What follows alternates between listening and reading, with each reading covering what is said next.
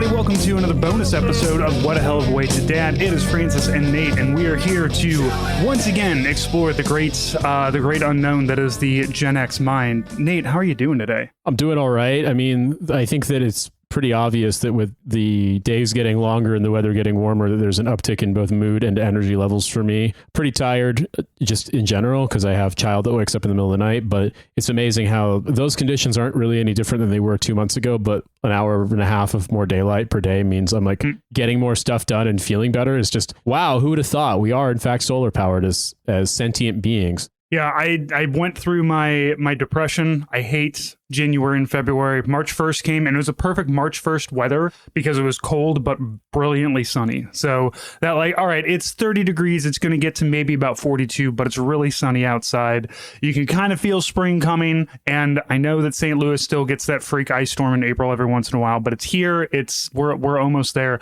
But Nate, we're not here to talk about the weather. We are here to talk about a movie, the 1994 movie Clerks. How long has it been since you last watched Clerks? It's been a while. I mean, I might have watched it in college, but I don't remember. I did definitely watch it I think either high school or the summer between 8th and 9th grade. So the end of middle school, beginning of high school. I recall really liking it back then and watching other movies by Kevin Smith. I can recall, obviously, when I was probably 12 or 13, that Chasing Amy came out. And I think that was definitely a sleepover with your friends rental in that 7th, 8th grade range. So 13, 14 years old. But I haven't seen, to be honest with you, Kevin Smith movies aren't really my thing. They're funny. I'm kind of copying. Cynthia made an observation that I think is really valid, so I'm copying it from her, but I'm trying to attribute it. Kevin Smith makes movies that are fun and entertaining to watch one time and never again.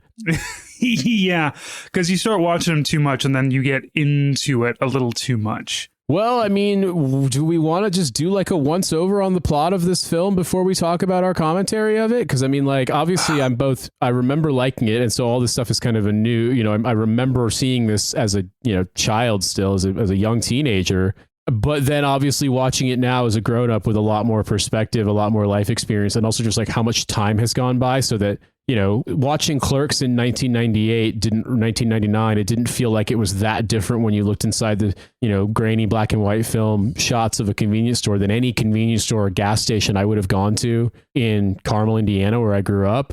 But then watching it now, it's like watching I don't know, fucking Downtown 81 or Ladies and Gentlemen, Mr. Leonard Cohen. And you're like, wait, gas was 20 cents a gallon. What the fuck?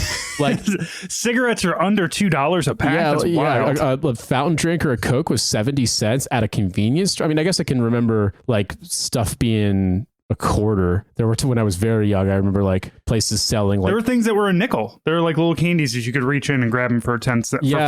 Now all those little candies are 15 cents. I can remember going to things in grade school, early grade school, where it was barbecue hot dogs and hamburgers and chips and stuff, and they were selling grocery store brand sodas for 25 cents. But it's weird. It's a little bit weird. It makes me realize how far removed we are from it. So I suppose it probably makes sense for us to talk about the plot of this film, which is that it's exactly what the title says. It's about a guy and his friend who are clerks in low-wage, shitty jobs. Dante works at a convenience store called a Quick Stop that does not sell gas because it's New Jersey and gas stations in New Jersey are complicated.